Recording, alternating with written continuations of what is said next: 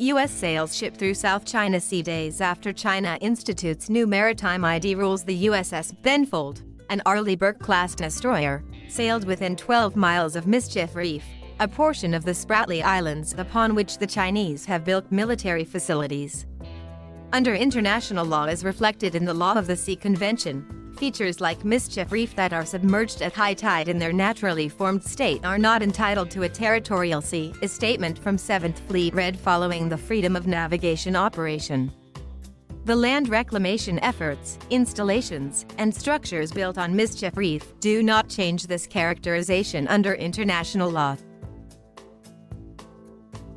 The passage near Mischief Reef comes days after China imposed the new maritime identification rules on its territorial waters, including its claims on much of the South China Sea. On September 1, China instituted a new rule that requires many ships to identify their names, call signs, current positions, next ports of call, and estimated times of arrival with Chinese authorities upon entering the country's territorial waters. When the USS Benfold passed near the Spratly Islands without abiding by the new rule, China accused the U.S. of illegally entering its waters, claiming it had driven away the ship. On September 8, the USS Benfold guided missile destroyer illegally broke into the waters adjacent to the Mischief Reef of Nansha Islands without the approval of the Chinese government. Air Force Colonel Tian Junli, spokesperson for China's Southern Theater Command, said in a statement. The Air Force carried out follow-up surveillance and issued a warning to drive it away. The activity has seriously violated China's sovereignty and security, the statement said, adding that it is ironclad evidence that showcases the U.S.'s hegemony and militarization of the South China Sea. The U.S. 7th Fleet dismissed the Chinese statement later Wednesday, calling it false. The 7th Fleet said it is the latest in a long string of actions to misrepresent lawful U.S. maritime operations and assert its excessive and illegitimate maritime claims in the South China Sea. U.S. Secretary of Defense Lloyd Austin has repeatedly said that China is the pacing challenge for the U.S. military, as the Pentagon shifts from fighting the wars of the Middle East to meeting the threat of China's growing assertiveness in the Pacific. Austin's first international trip as secretary was to Southeast Asia, where he and Secretary of State Antony Blinken met with their counterparts.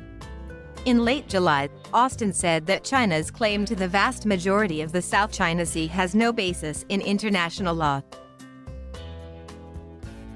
Underscoring the U.S. efforts to challenge China's claims to the international waters, the Carl Vinson Carrier Strike Group is also operating in the South China Sea. The strike group is conducting maritime security operations, strike exercises, and other types of training, the Navy said Wednesday. The freedom of all nations to navigate in international waters is important, and especially vital in the South China Sea, where nearly a third of global maritime trade transits each year, said Rear Admiral Dan Martin, commander of the Carl Vinson Carrier Strike Group.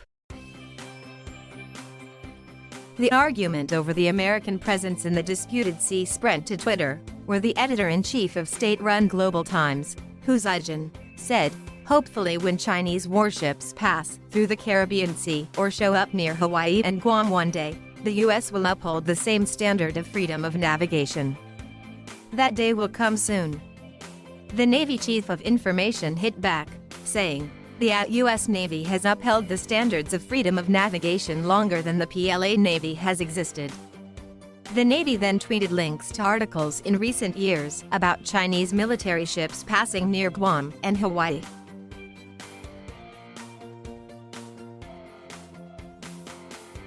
Thank you for watching. Please subscribe.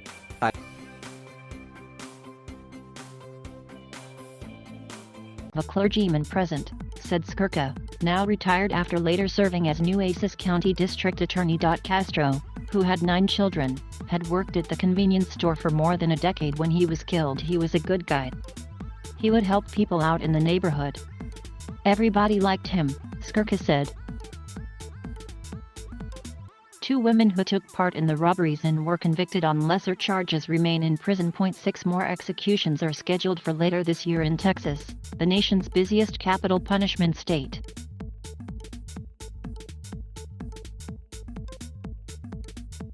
Thank you for watching. Please subscribe.